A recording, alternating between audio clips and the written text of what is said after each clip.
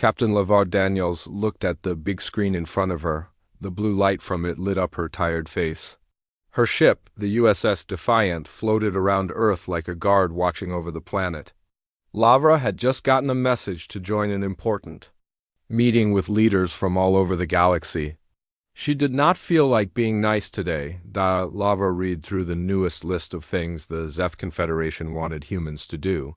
She shook her head. For 200 years, humans had been the ones keeping peace in the galaxy. They shared their science, stopped fights between alien species, and helped everyone. At first, aliens asked nicely for help. Then they started to expect it. Now they just told humans what to do, and sometimes even threatened them if they didn't. Listen, they've gone too far this time, Lavra said quietly. She was angry, and she had good reason to be down in the control room. Commander Jason Hill was getting everything ready for what would happen next. He looked up at Lavra. Captain, Admiral Harris wants to talk to you on the secure line. The president has made up his mind about what to do. Lavra took a deep breath. She knew this was coming. Humans had been fighting in alien wars for too long.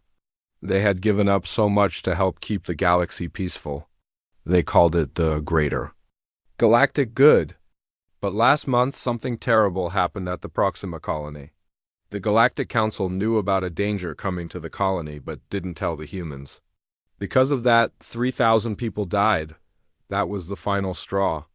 Put the Admiral on screen, Lavra said. Admiral William Harris appeared on the screen. His face was serious. Captain Daniels, we're going ahead with Operation Exodus. The President will speak to the whole galaxy in 1 hour. You need to go to the council meeting, give our message, and then we're done. We're walking away from it. They won't understand what we're doing, Lavra said.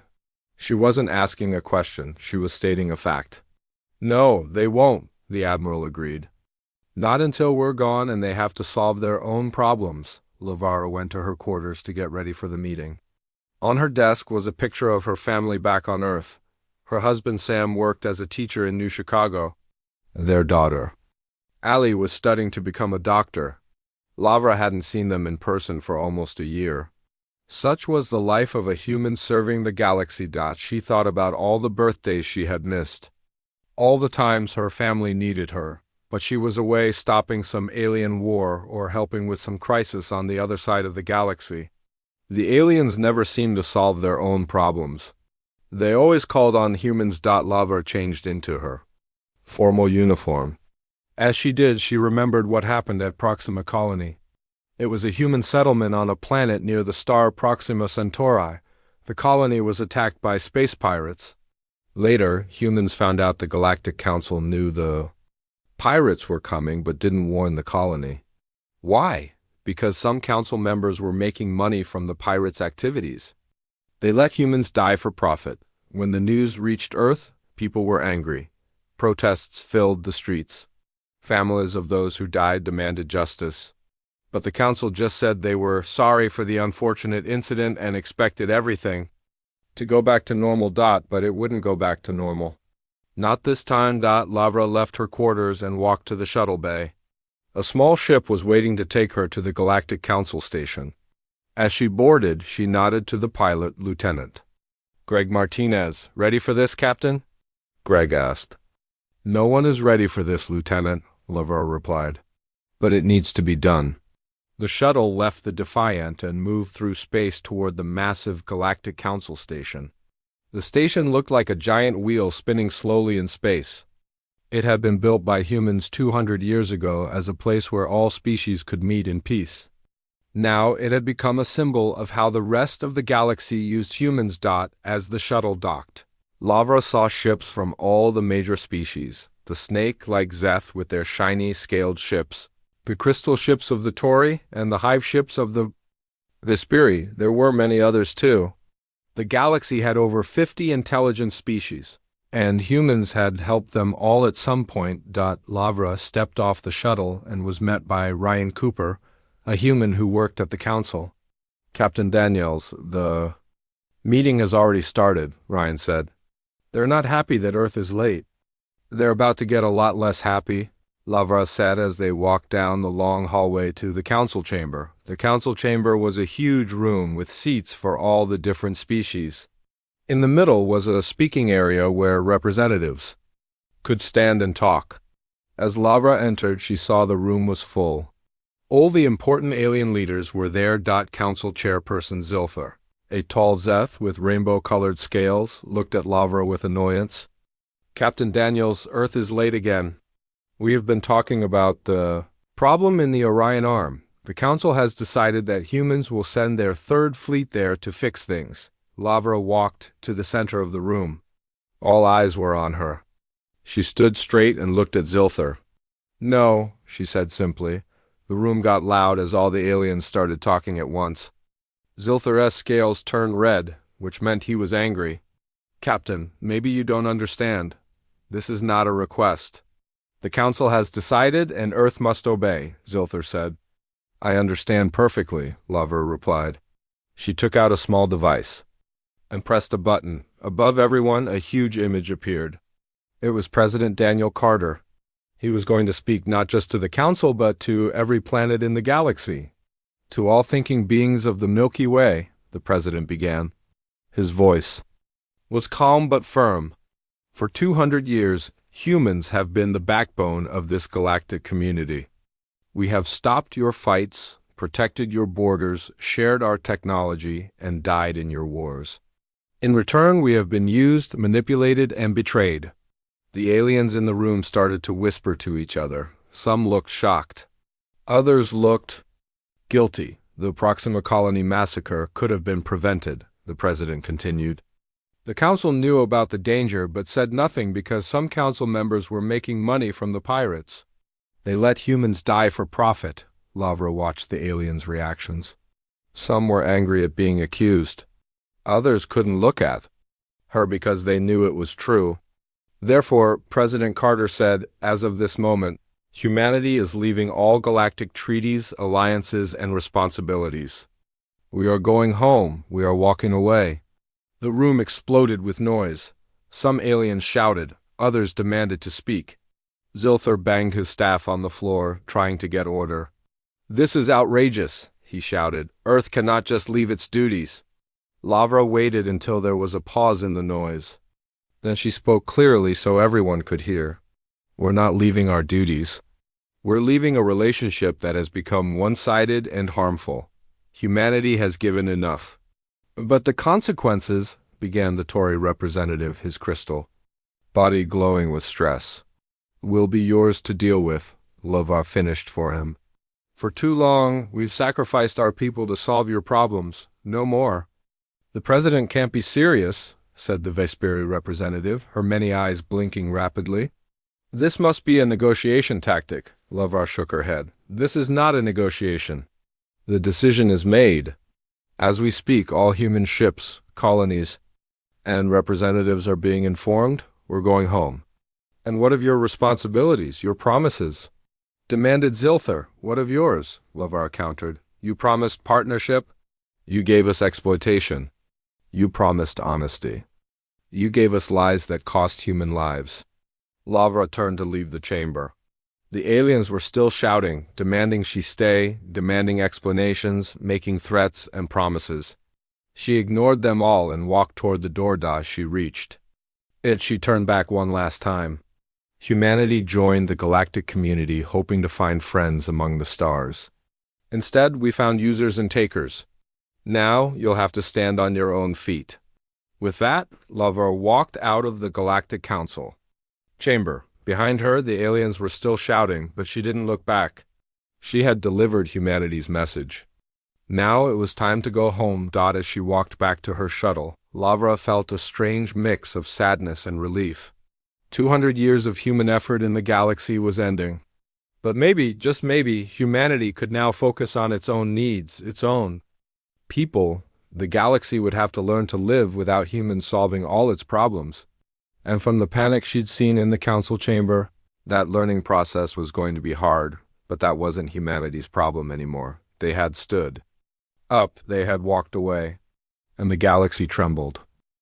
3 days passed after Captain Lavra Daniels delivered humanity's message to the Galactic Council. The aliens did not believe humans would really leave. They thought it was just a trick to get better treatment or more power. They were wrong. On the fourth day, every human ship, worker, doctor, soldier, and diplomat in the galaxy started heading back to Earth. It was happening all at once. And it was the biggest movement of people in the history of the galaxy. On the mining planet Kepler 438b, Alan Barnes watched as human workers shut down the big machines that made special fuel for ships. Alan had worked here for 15 years, teaching the local Tory aliens how to run the machines. The Tory never seemed to learn, though. They always said they needed humans to help. The head Tory, a crystal being named Shill, came running into the control room. His crystal body flashed with worried colors. "You cannot just leave," Shill said, his voice high and scared. "If humans go, our fuel production will stop. Our economy will crash in weeks." Alan kept pressing buttons to shut down the machines safely. He was tired of the same old excuses.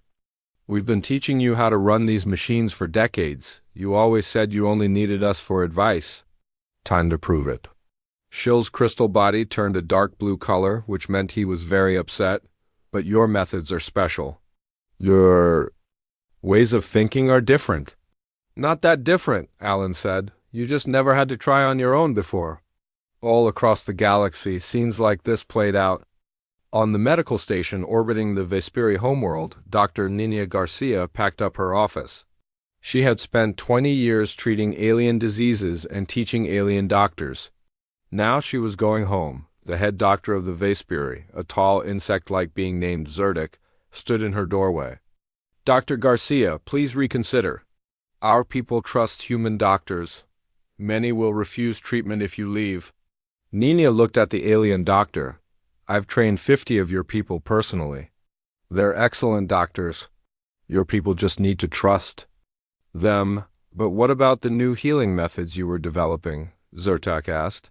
"I've left all my research in the computer." "Everything is there. You don't need me to hold your hand anymore," Nina said. She closed her bag and walked past the alien doctor. On the space station Alpha 7, where many species came to trade, Peter Collins closed his repair shop. He fixed ships from all over the galaxy. Aliens lined up outside his door, begging him to stay. "Double pay," offered a small green alien. "My family has special trading rights." "We can get you rare materials," said another. Peter shook his head. "It's not about money or special deals, it's about respect. For 200 years, humans have helped everyone in the galaxy, and what did we get? Blame when things went wrong, and no thanks when things went right." He locked the door and headed to the docking bay, where a ship was waiting to take him to Earth, on the planet Zeth Prime. The homeworld of the snake-like Zeth, human security forces were leaving their posts.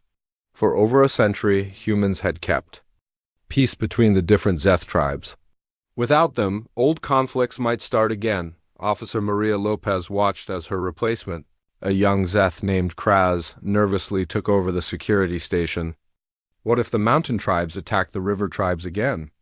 Kraz asked, his scales turning a worried yellow color. "Then you'll have to find a peaceful solution, just like we've been teaching you," Maria said. "The answers are all in the training manuals. You just have to use them." Back at the Galactic Council Station, a special meeting was called to deal with the human exodus.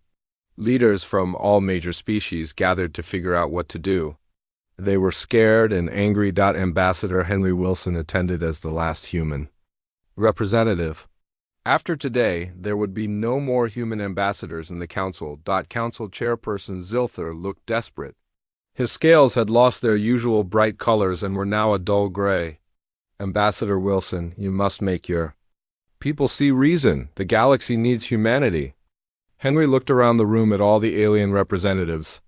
"No, the galaxy got used to having humanity solve its problems. There's a difference. But what about the Krell Empire?" asked the Tory representative. "The Krell were a warlike species on the edge of known space. They have been getting stronger. Without human military ships guarding the borders, they might attack council worlds." "You have your own ships and your own soldiers," Henry said. "For years you've bragged about your advanced technology and ancient wisdom. Time to use them." The Vesperi representative's many eyes blinked rapidly in distress. But human thinking is different. You find solutions we cannot see. That's because we had to solve our own problems for thousands of years before we met any of you, Henry explained. We didn't have anyone to do the hard work for us. Now it's your turn. As the meeting went on, reports came in from across the galaxy. Human ships were leaving their patrol routes. Human doctors were leaving hospitals. Human engineers were leaving power plants and factories. Everywhere, aliens were panicking on a view screen in the council chamber. They watched as the last human embassy on the planet Nexus shut down. The human flag was lowered, and the staff boarded their ships. Local aliens gathered outside, some holding signs asking humans to stay. "Look at what you're causing," Zilther said to Henry. "This is chaos." "No, this is independence," Henry replied. "Both yours and ours," a message came in from the edge of council space. Krell ships had been spotted moving toward council worlds. Usually this would mean sending human battleships to push them back. Not anymore. "What do we do about the Krell?" asked the Tory representative, his crystal body flashing with fear. "Work together," Henry suggested. "Form your own defense fleet. Talk to the Krell. Find a peaceful solution. All the things we've been teaching you to do for 200 years. And if we fail," asked Zilther. "Then you learn from that failure and try again," Henry said. "That's what humans did. We failed many times before we got things right." As the meeting ended, Henry stood to leave. He would be the last human to exit the council chamber, possibly forever. Zilther made one final plea. "What would it take to make humanity stay? Name your price?" Henry turned at the door. "It's not about price. It's about partnership. Real partnership means both sides contribute. Both sides respect each other. Both sides listen. For 200 years we tried to be your partners. You treated us like servants." "We can change," Zilther said, his voice softer now. "Maybe you can," Henry agreed. "But you'll have to prove that to yourselves first. And to do that you need to stand on your own." With that, Henry left the council chamber. Behind him, the alien representatives looked at each other in silence. For the first time in 2 centuries, they would have to solve their problems without human help. As Henry boarded his shuttle to return to Earth, he looked out at the stars. Humanity had spread throughout the galaxy, building colonies, stations, and outposts. Now they were all going home. Some aliens thought it was the end of peace in the galaxy. Henry hoped it might be the beginning of something better. The shuttle detached from the station and set course for Earth. Across the galaxy, thousands of human ships were doing the same thing. The long journey home had begun. And as humanity stood up and walked away, the galaxy trembled, not just with fear, but maybe, just maybe, with the first steps toward real independence. 1 month after humanity began its exodus, the massive human fleet gathered around Earth. Ships of all sizes filled the space around the blue planet. Some were battleships with powerful weapons. Others were science vessels full of research equipment. Many were colony ships carrying people who had lived on distant planets for generations. They all came home. On the bridge of the USS Defiant, Captain Lavra Daniels watched as ships continued to arrive. She had never seen so many human vessels in one place. It was both beautiful and sad to see. Latest count shows we've recovered 95% of all human ships and citizens from across the galaxy, reported Commander Jason Hill. The last group should arrive within the week, Lavra nodded. And our colonies? All evacuated as ordered, Jason said. Some colonists chose to stay behind. About 200,000 out of 3 billion. They were given the choice as the president directed. Lavra understood why some would stay. People who had lived their entire lives on other worlds might feel more connected to those places than to Earth. It was their right to choose. What about the aliens? Any changes in their behavior? Lavra asked. Jason brought up a report on his screen. It's a mixed situation out there. Some worlds are falling into chaos without human help. Others are actually doing better than expected. This was interesting news. Lavra had wondered how the aliens would handle things once humans left. Now they were finding out. Far away on the planet Nexus, The local aliens were learning to run the power plants that humans had built for them. It wasn't easy. Twice they had almost caused explosions by making mistakes. But each time they fixed the problems themselves. "We can do this," said Krell, the alien engineer in charge. "Humans taught us the basics. We just need to practice and learn." His team worked day and night to keep the power running for their cities.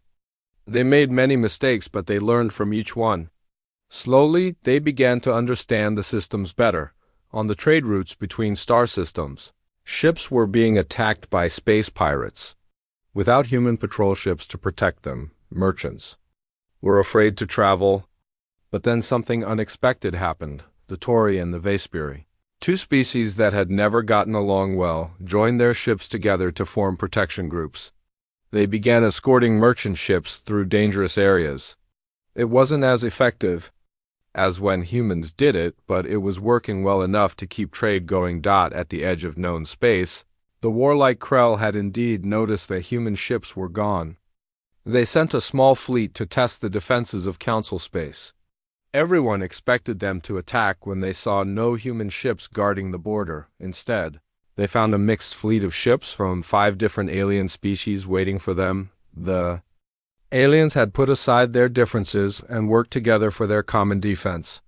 The Krell, surprised by this show of unity, turned back without starting a fight. On the Zeth homeworld, the mountain tribes and river tribes who had fought each other for centuries before humans came were meeting to talk instead of fight. Without humans to keep the peace between them, they realized they needed to solve their old problems themselves. "We have depended on humans to stop our fights for too long," said the mountain tribe leader. "Now we must find our own path to peace." It wasn't easy, and there were still arguments and small fights. But they were trying, and that was a start. Back on Earth, humanity was adjusting to having its entire population in one star system again. New cities were being built to house the returning people. Old environmental problems were being fixed with the advanced technology developed during humanity's time among the stars. In her apartment in New Chicago, Lavra enjoyed a rare day off. She sat with her husband Sam and daughter Allie, having a real family dinner for the first time in years. "Do you think we did the right thing?" Allie asked. She was studying medicine and had been looking forward to working with alien species. Now that might never happen. Lavra thought about it before answering. "I believe we did. Not just for us, but for them too. They needed to learn to stand on their own." Sam nodded in agreement. "I've been teaching my students about this. I call it the necessary separation. Sometimes helping too much can hurt in the long run." As they talked, Laura's communication device beeped. It was a message from Admiral Harris. "Urgent meeting at command headquarters tomorrow at 0800. The Council has sent another message," Lavra sighed. Even now, the aliens were still trying to get humans to come back. This was the 5th official message from the Council since the Exodus began. The next morning, Lavra arrived at the large building that served as Earth's military headquarters. Inside, President Daniel Carter was meeting with his advisors and military leaders. Lavra took her seat at the big table. "Thank you all for coming," the president said. "As you know, the Galactic Council has been sending messages asking humanity to return to our former role in the galaxy. This latest message is different. I want you all to see it." He played the message on the room's main screen. It showed Zilthar, the Zeth leader of the Council, but he looked different now. His scales were a humble blue color instead of their usual bright rainbow display. "People of Earth," Zilthar began, "the Council acknowledges that we treated humanity unfairly. We took your help for granted. We failed to be true partners. The incident at Proxima Colony was unforgivable, and those responsible have been removed from the Council." This was new. In previous messages, the Council had just begged humans to come back without admitting any wrongdoing. Zilthar continued, "We do not ask you to return to your former role. We ask only for a chance to build a new relationship, one based on true equality and mutual respect. We are learning to solve our own problems as you wished, but we still value the wisdom and friendship of humanity." When the message ended, the room was quiet. Everyone was thinking about what they had just heard. Could this be sincere? asked the defense secretary. Or is it just another trick to get us back? I've known Zilthar for many years, Lavra said. He's proud, even for a Zeth. For him to speak like this, to admit fault, is extraordinary. The president looked around the table. We need to consider our response carefully. Humanity left the galactic community because we were being used. If we go back, it must be on completely different terms. Admiral Harris spoke up. We should send a small delegation to meet with them, not to rejoin, but to listen, to see if they're serious. Others agreed with this idea. After much discussion, the president made his decision. Captain Daniels, you delivered our message of departure. Now I want you to lead a small team to hear what they have to say. But make it clear, we are not coming back to the old arrangement. If there is to be a new relationship between humanity and the galaxy, it will be as true equals or not at all. Lavra nodded. I understand, Mr. President. As the meeting ended, Lavra thought about what was happening. When humanity stood up and walked away, they expected the galaxy to fall into chaos. Instead, some parts of it were learning, growing, changing. Maybe there was hope after all. She would go and listen to what the council had to say. But this time, humanity would not be so quick to sacrifice itself for others. This time, any partnership would be real, with both sides giving and both sides respecting each other. The galaxy had trembled when humanity left. Now it was learning to stand on its own, and maybe, just maybe, that would lead to something better than before. 2 days after the meeting with President Carter, Captain Lavra Daniels prepared for her journey back to the Galactic Council Station. She would lead a small team to hear what the aliens had to say. This was not about rejoining the galactic community, but about listening to see if real change was possible. The ship chosen for this mission was the Explorer, a medium-sized vessel that would not appear threatening but still showed Earth's technological power. Laura's team included Ambassador Henry Wilson, Dr. Nina Garcia, and Commander Jason Hill. Each had years of experience working with different alien species. As they boarded the Explorer, Lavra felt both hope and doubt. The message from Zilthar seemed sincere, but aliens had made promises before and broken them. Do you think they've really changed? Jason asked as they prepared for departure. I'm not sure, Lavra admitted. A month isn't very long for deep change, but sometimes a shock, like humanity leaving, can cause rapid shifts in thinking. The Explorer left Earth orbit and activated its faster-than-light drive. The stars blurred as the ship jumped through space toward the Galactic Council Station. The journey would take 3 days. During that time, Lavra and her team reviewed reports from across the galaxy. Some showed positive signs of aliens learning to work together. Others showed continuing problems. The galaxy was in a time of big change. On the 3rd day, they arrived at the council station. It looked different now.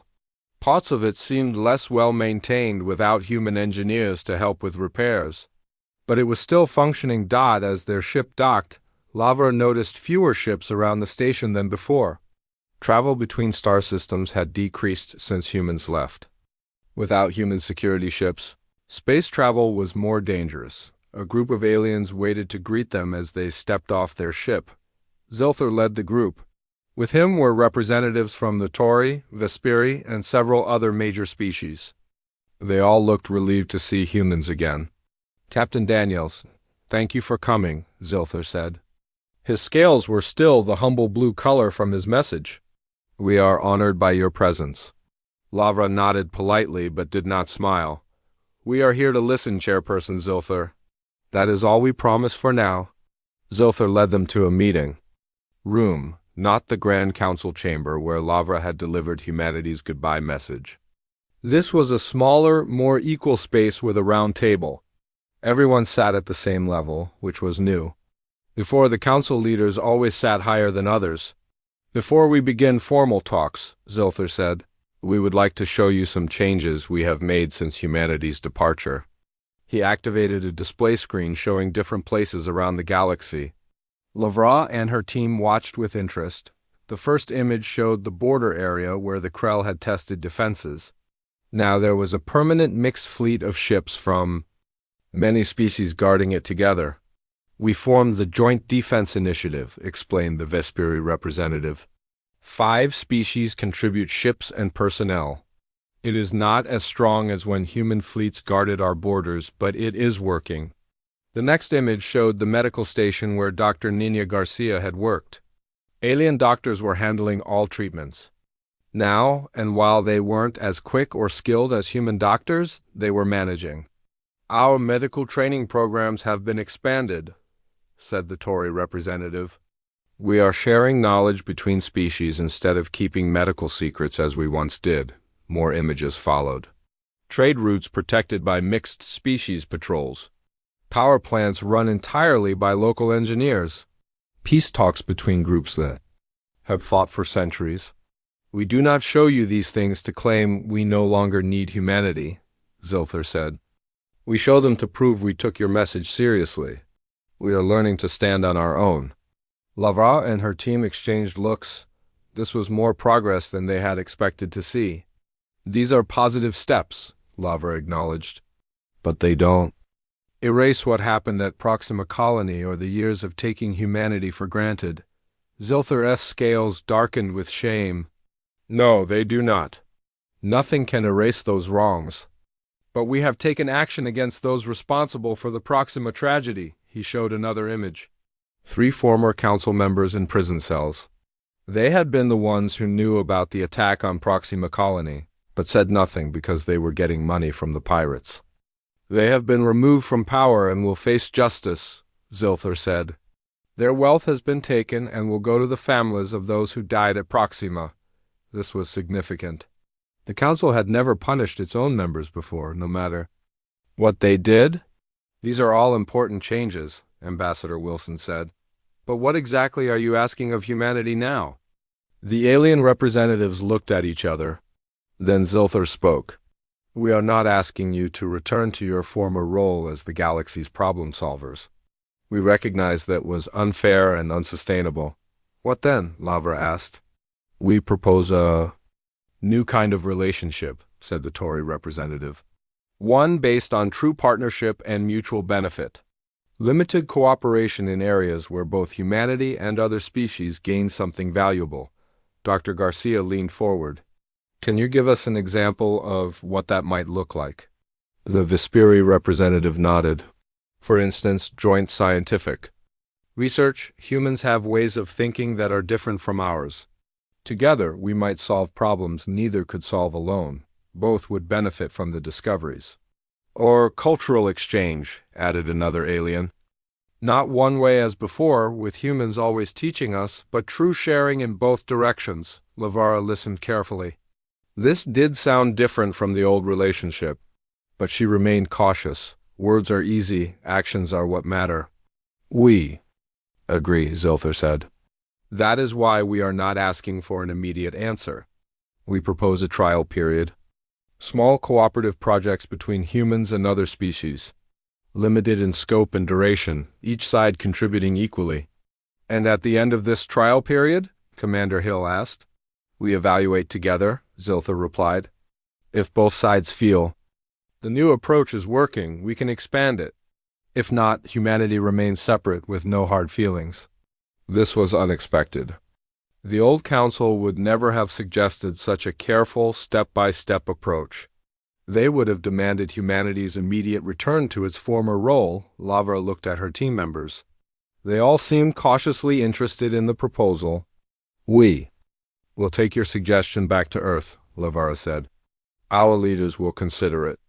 But understand this, humanity will never again sacrifice itself for the galaxy without equal commitment from others. Zilther nodded. That is fair. We do not ask for sacrifice. We ask for partnership. As the meeting ended, Lavar and her team returned to their ship to prepare for the journey back to Earth. They had much to report. What do you think? Jason asked as they left the station. Are they sincere? Lavra looked out at the stars. I think they got a hard lesson when we left. They realized how much they depended on us, not just for help, but for everything. That kind of shock can change perspectives. Do you think we should try their proposal? Dr. Garcia asked. The joint projects? That's for Earth's leaders to decide, Lavra said. But personally, I think it might be worth trying on a small scale. If they truly want an equal partnership now, that's different from what we had before. As the explorer jumped back into faster-than-light travel toward Earth, Lavra thought about what she had seen. The galaxy was changing. Aliens were learning to work together and solve their own problems. They weren't doing it as well as humans had done for them, but they were trying. And that was an important first step. Maybe, just maybe, there could be a new kind of relationship between humanity and the rest of the galaxy. Not one where humans always gave and aliens always took, but one where both sides contributed and both sides benefited when humanity stood up and walked away. The galaxy had trembled. Now it was trying to stand on its own feet. And if it succeeded, perhaps humans could walk alongside the other species as true equals at last. 6 months passed since the meeting with the Galactic Council. Earth's leaders had carefully considered the aliens' proposal for limited cooperation.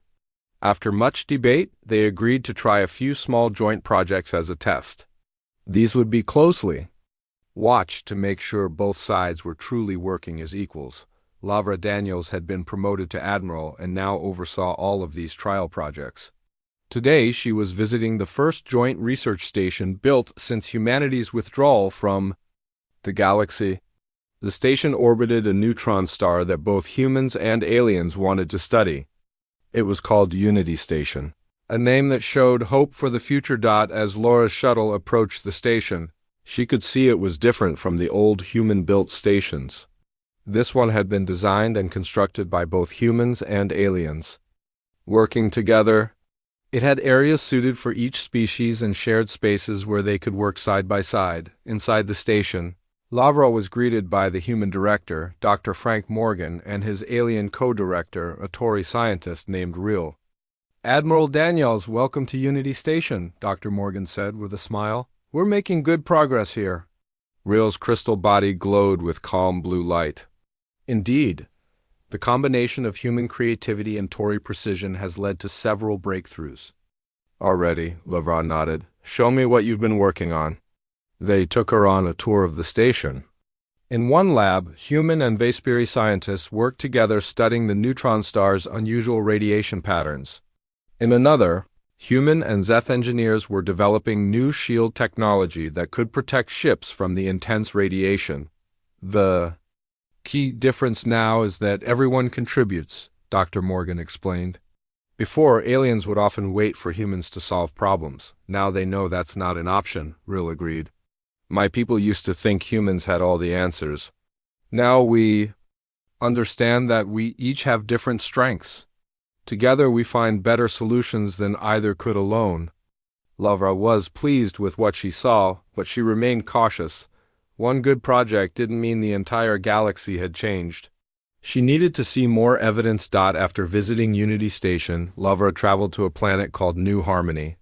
This was one of the human colonies that had been evacuated during the Exodus.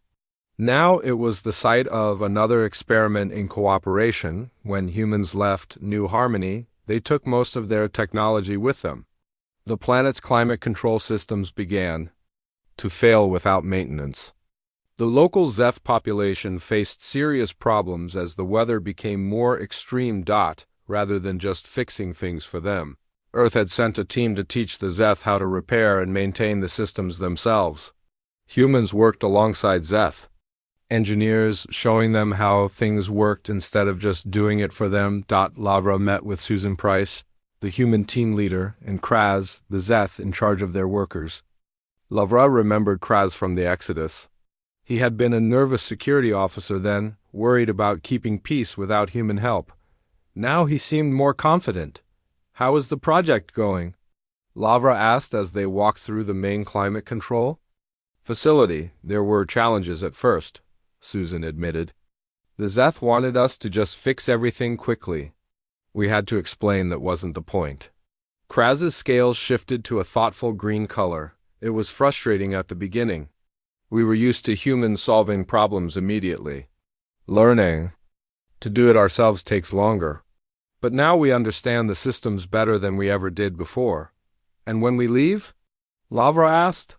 "We will maintain the systems ourselves," Kraz said proudly. We may not be as quick as humans, but we can do it. And we are training more of our people every day. This was the kind of change Lavra had hoped to see. The aliens were learning to stand on their own feet while working with humans as true partners. Over the next few weeks, Lavra visited several more joint projects around the galaxy. Some were working well, with real cooperation between humans and aliens. Others faced challenges and needed adjustments. But overall, the new approach seemed to be working. The final stop on Laura's tour was the Galactic Council Station. A special meeting had been called to discuss the results of the trial projects. Unlike her last visit, this time Lavra arrived with a full diplomatic team. Earth was ready to talk about the future of its relationship with the galaxy. The council chamber had been redesigned. Instead of the raised platform where council leaders once sat looking down at others, there was now a circular arrangement where all representatives sat at the same level. It was a small change, but it showed a shift in thinking. Zilthar opened the meeting. His scales were no longer the humble blue they had been 6 months ago. Now they showed a balanced mix of colors, neither too proud nor too submissive. Welcome, representatives of Earth, he said. We have reviewed the reports from all joint projects. Many show promising results. Some face difficulties. This is to be expected in any new venture, Ambassador Wilson spoke for Earth. We agree. The purpose of these trials was not perfect success, but honest effort from both sides. We have seen that effort in most projects. What does Earth propose for the future?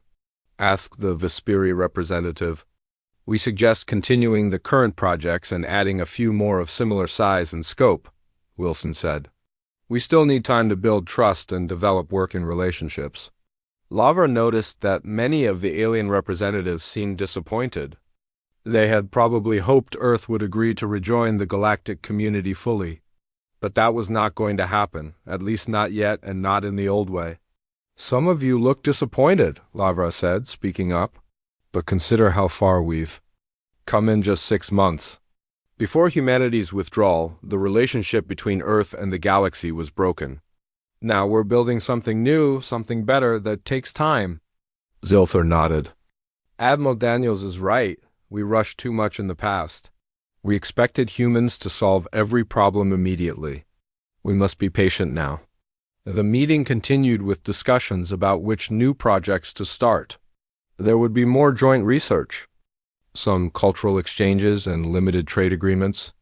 But humans would not resume their role as the galaxy's problem solvers. As the meeting ended, Lavra walked with Zilthar through the station. They stopped at a large window overlooking the stars. Do you think there will ever be the same level of cooperation that existed before? Zilthar asked. Lavra considered the question carefully. Not the same, no. That relationship wasn't healthy for either side. But I believe we can build something better over time. Something based on mutual respect and equal contribution. The galaxy has changed since you left, Zilthar said. Some changes were painful, but necessary, Lavra nodded. Sometimes the hardest lessons are the most important ones. As she prepared to return to Earth, Lavra felt cautiously hopeful about the future. The galaxy had trembled when humanity stood up and walked away. But from that trembling, something new was growing. Not a return to the old ways, but the beginning of a better relationship between Earth and the stars. Humanity had not abandoned the galaxy forever. They had simply stepped back to allow others to grow, to learn, to become stronger. And now, slowly and carefully, they were finding a new way to engage with the galaxy. Not as servants or saviors, but as partners. The road ahead would not be easy. Old habits were hard to break. There would be setbacks and disagreements. But for the first time, Lavra believed that humans and aliens might truly walk forward together. As equals, when humanity stood up and walked away, the galaxy had indeed trembled. But from that trembling came strength, and from that strength, hope for a better future for all species among the stars.